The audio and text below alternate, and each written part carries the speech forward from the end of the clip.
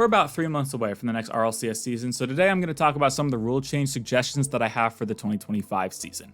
I did this a while back, maybe it was in 2023 actually, that was just last year. I did it back in like February of 2023, talking about what I thought some changes could be for the next season, and since then everything got changed in the exact opposite direction. There's a bit of controversy when Blast took over the scene and changed a bunch of different things kind of last minute for the 2024 season. That being said, they have started to steady the ship and really right themselves as we head into 2025. There's still a lot that does need to be cleaned up, so today I'm going to be talking about 5 specific things that I think should either change or be implemented for the next RLCS season.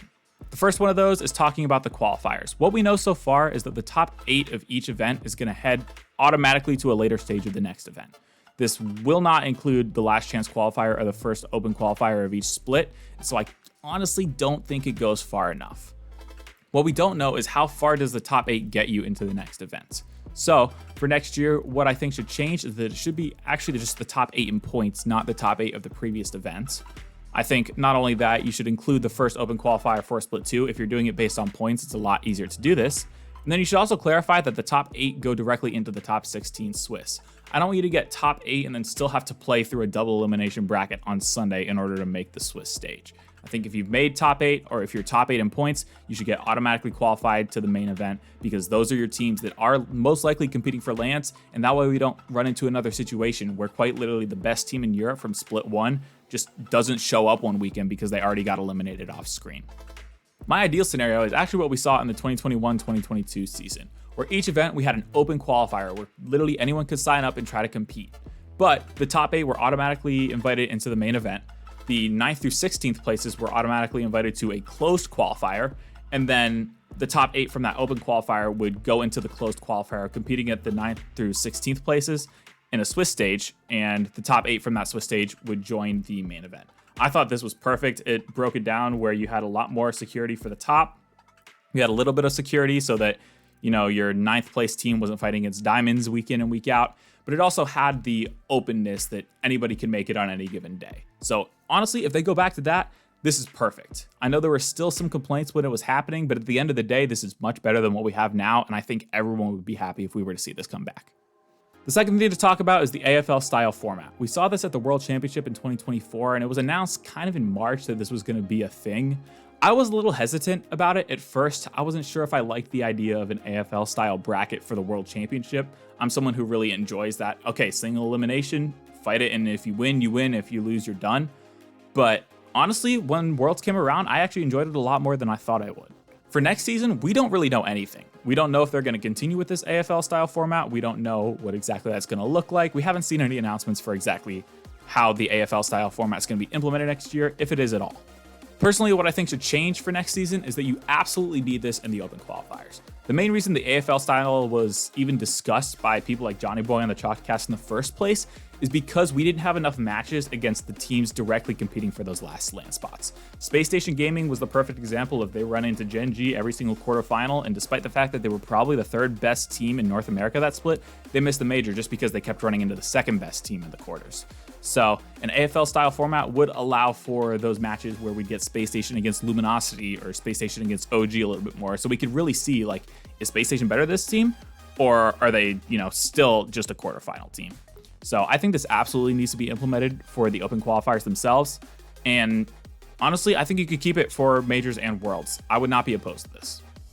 I think the ideal scenario is that we always have the AFL style format. I think there can be a little bit of a distinction, as I know there's multiple different stages where you're seeing some rematches. Like in worlds, we saw G2 versus BDS twice, both in the AFL bracket. It could have been perceived as confusing.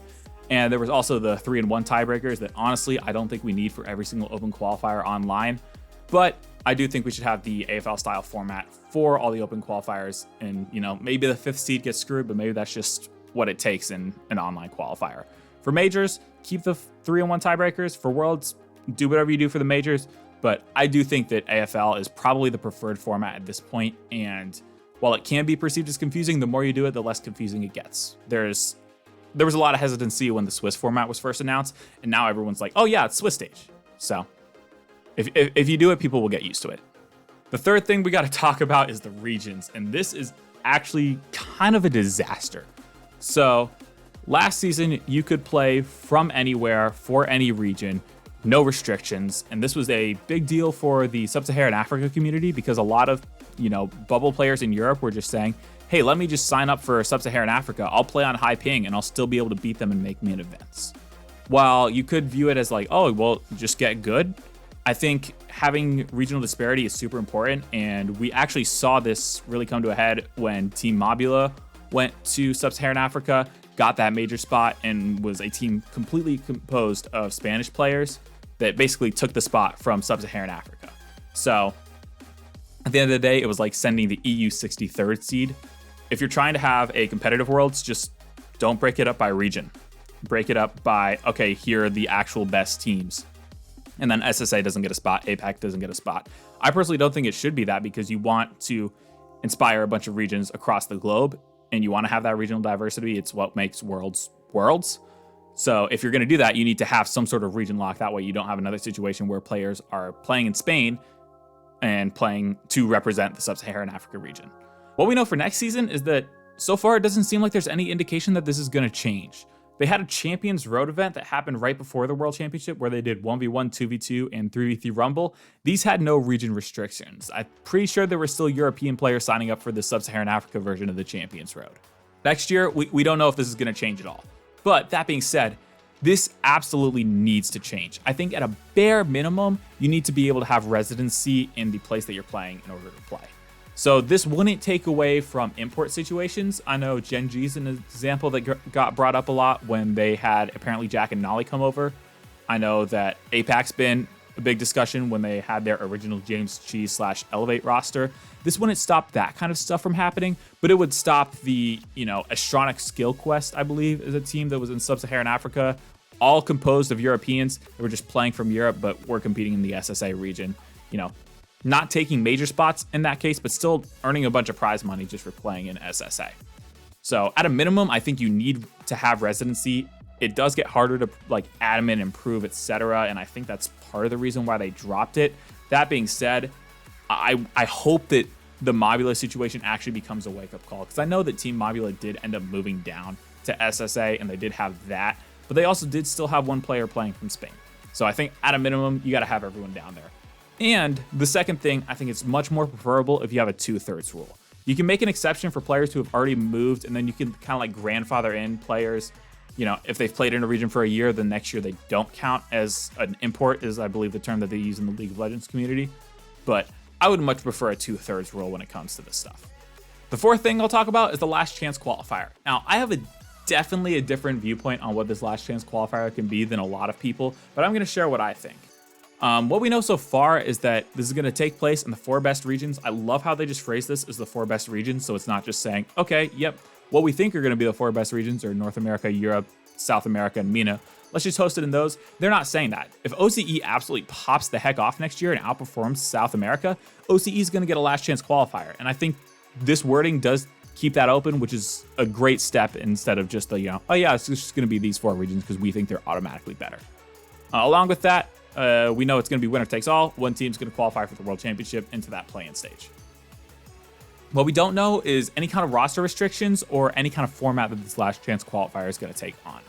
According to Gibbs, he said at the World Championship when they were announcing the next season is that this Last Chance Qualifier is going to be completely open, where there's really no rules on who can't sign up.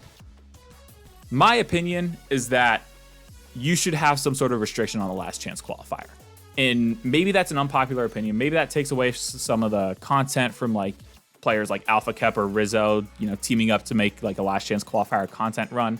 But I think what would make the Last Chance Qualifier special and would also help improve the state of teams during the season is if you have to keep 3 out of 3 of your players for it, or maybe just a 2/3 minimum. You can make one roster change like it's a transfer window.